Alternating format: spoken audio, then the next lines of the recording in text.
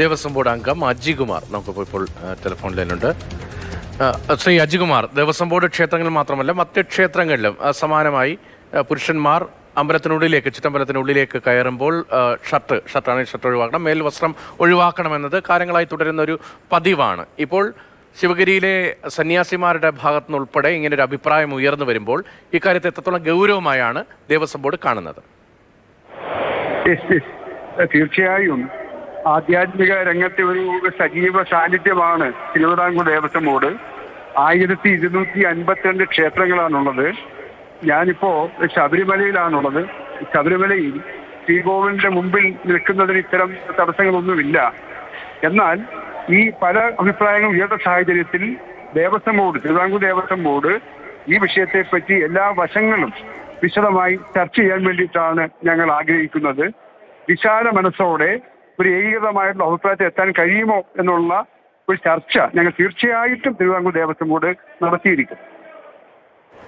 അതായത് വിശദമായ ചർച്ചകളിലേക്ക് കടക്കുകയാണ് ദേവസ്വം ബോർഡ്, അത് നമുക്ക് സ്ഥിരീകരിക്കാം. അങ്ങനെയെങ്കിൽ വിവിധ വിഭാഗങ്ങളുടെ അഭിപ്രായം കേട്ടതിന് ശേഷം ഒരു യോജിച്ച തീരുമാനത്തിലേക്ക് എത്താൻ കഴിയും ഈ വിഷയത്തിൽ എന്നാണോ അങ്ങ് പ്രതീക്ഷിക്കുന്നത്? തീർച്ചയായിട്ടും പല കോണുകളിൽ നിന്ന് ഇത്തരം ഒരു ആവശ്യം ഈ വർത്തമാന കാലഘട്ടത്തിൽ ഉയർന്നു വരുന്നുണ്ട്.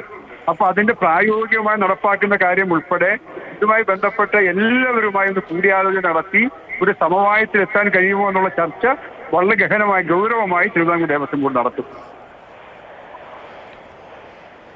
ഇക്കാര്യത്തെക്കുറിച്ച്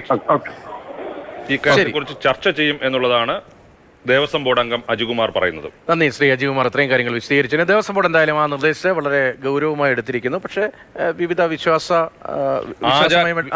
ആചാരങ്ങളുമായിട്ട് ബന്ധപ്പെട്ട് ഇതിപ്പോൾ എത്രയോ നാളായിട്ട് നടക്കുന്ന ഒരു കാര്യമാണ്. അത്തരം കാര്യങ്ങളൊക്കെ മാറ്റുമ്പോൾ അത് ഏത് തരത്തിലുള്ള പ്രതികരണം ഉണ്ടാക്കും, അത് ഗുണമാകുമോ ദോഷമാകുമോ എന്നുള്ള കാര്യങ്ങളൊക്കെ ദേവസ്വം ബോർഡിന് ചർച്ച ചെയ്യേണ്ടി വരും. ശബരിമല അന്ന് കോടതിയുടെ വിധി ഉണ്ടായതിനെ തുടർന്നാണ് അന്ന് കേരളത്തിലുണ്ടായ പ്രശ്നങ്ങൾ ഒക്കെ നമുക്ക് അറിയാവുന്നതാണ്. അതുപോലെ പത്മനാഭസ്വാമി ക്ഷേത്രവുമായി ബന്ധപ്പെട്ടും ഈ വസ്ത്രധാരണത്തിൽ വലിയ നിഷ്ഠയുള്ള സ്ഥലമാണ്. അങ്ങനെ നിരവധി ക്ഷേത്രങ്ങളുണ്ട്.